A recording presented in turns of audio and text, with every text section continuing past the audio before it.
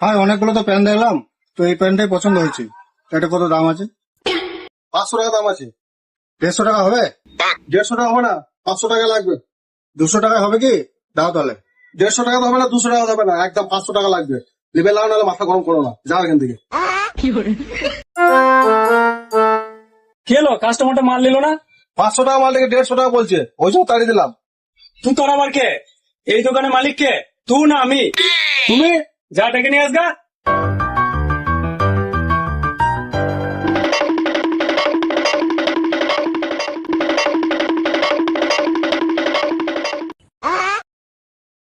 মালিক ডাকলো, ডেকে নিয়ে এলাম। কি ব্যাপার, মালটা তুমি নিলে না? তো 500 টাকা মালটা আমি 200 টাকায় চেয়েছি। বউ বলার কে?